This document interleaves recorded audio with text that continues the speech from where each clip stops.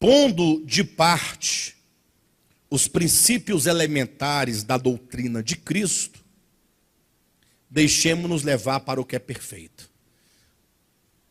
Irmãos, nós precisamos, por isso, pondo de parte, pondo quem? Vocês. Vamos colocar de lado os princípios elementares da doutrina de Cristo? Vamos esquecer isso. Finalzinho do 3 diz, se Deus permitir, nós vamos retomar algumas coisas, vamos rever, vamos conversar, mas a regra geral vamos deixar isso de lado e vamos avançar para o que é perfeito? O que os irmãos acham? Aqui é a grande chave do texto. O que eles queriam resgatar? Quando diz, não lançando de novo. O que eles queriam trazer de volta para o novo tempo? O que os hebreus cristãos queriam reestabelecer na nova aliança, que era da antiga? O que aqui é dito, pondo de parte os princípios elementares, rudimentares da doutrina de Cristo, o que implica que, embora seja de Cristo a doutrina, mas é uma doutrina que foi apresentada nos moldes rudes, nos moldes da infância. Vamos deixar isso de lado. Vamos avançar para o que é perfeito. Olha só um detalhe aqui no capítulo 5, versículo 12. Pois com efeito, quando devíeis ser mestres, atendendo ao tempo decorrido, tendes novamente necessidade de alguém que vos ensine de novo quais são os princípios elementares dos oráculos de Deus. Princípios elementares, antigos. Isso tem que ser colocado de lado. Só que me parece, os irmãos percebem isso no texto, sobretudo no versículo 6, que havia uma insistência desses irmãos de trazerem esses elementos antigos para o novo. E dentro desse contexto, quais eram os elementos antigos que eles queriam reestabelecer enquanto fundamentos? Olha o versículo 6. Primeiro, por isso, pondo de parte os princípios elementares da doutrina de Cristo, deixemos levar para o que é perfeito, não lançando de novo a base.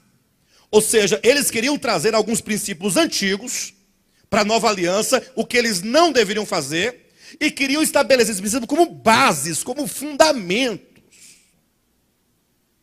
Quando se fala em fundamentos, vocês lembram de algum texto da Bíblia?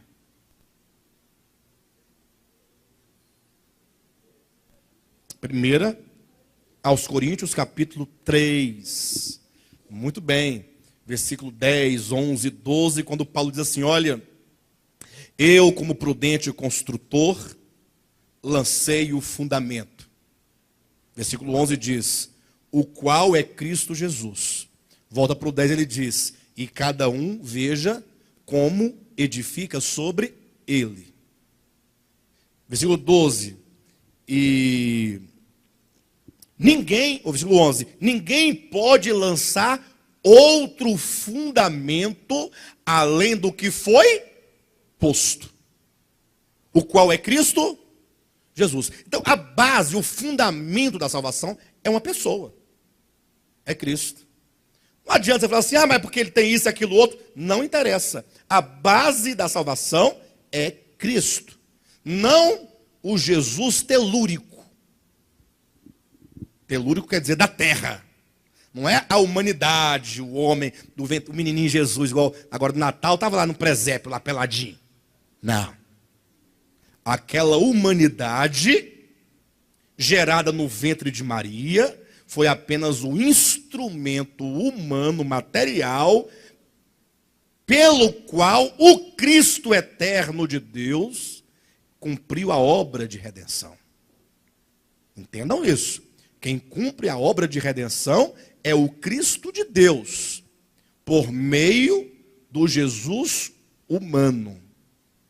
Se não fosse isso, não precisaria o verbo se fazer carne. Pegava qualquer menininho lá e vai morrer no lugar do povo.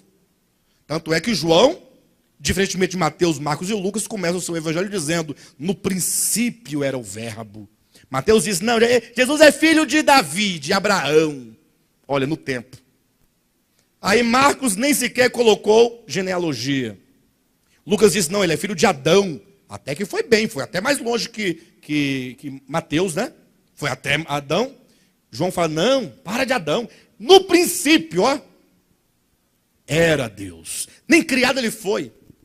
O próprio João vai dizer, o Cristo vai dizer nas palavras, nas palavras de João, seu evangelho, antes que Abraão existisse, eu sou, ó, para lá de lá. E ele disse, se não creres que eu sou, ou seja, o eu sou é aquele que é, portanto, o incriado. Não é isso mesmo? Então, é esse Cristo eterno que é a base da salvação. Razão porque Jesus perguntou uma vez para os saduceus, dizendo, quem vocês dizem que é o filho do homem? O que eles disseram? É filho de Davi. Olha a ideia. O que Cristo falou? Não, não pode ser filho de Davi. Ora, se ele é filho de Davi, por que Davi lhe chama Senhor? Já viu o pai chamar o filho de Senhor? Está fora. Em outro momento ele perguntou para os discípulos, quem vocês dizem que eu sou? E Pedro disse, tu és o Cristo de Deus, o filho de Davi. Não, do Deus vivo. Aí Cristo disse, não foi carne e sangue quem tu revelou. Para os saduceus, filho de Davi, para de bobagem. Você está louco? Nunca leu a Bíblia, não? Você não sabe que Davi lhe chama Senhor? Como é que ele é filho de Davi se Davi chama ele de Senhor? Está errado. Agora, quando diz filho do Deus vivo, a transcendência. Aí foi o Pai que revelou. É esse Cristo que é essa pedra fundamental, que é esse fundamento de salvação. E olha, que fazia a diferença entre o Cristo, filho de Maria, e o filho de Davi, para o Cristo, filho do Deus vivo, essa diferença é fundamental para que nós não coloquemos a nossa fé numa religião histórica. Nós não somos salvos porque somos cristãos, nem porque somos do cristianismo, não. Nós somos salvos por causa do Cristo de Deus, que não pertence ao cristianismo, nem ao século, nem à era cristã, nem muito menos à era da pós-modernidade. Ele é o Cristo de Deus, ele é o Cristo cósmico, ele transcende tempo e espaço. Embora ele se manifeste no tempo, como diz o apóstolo Paulo.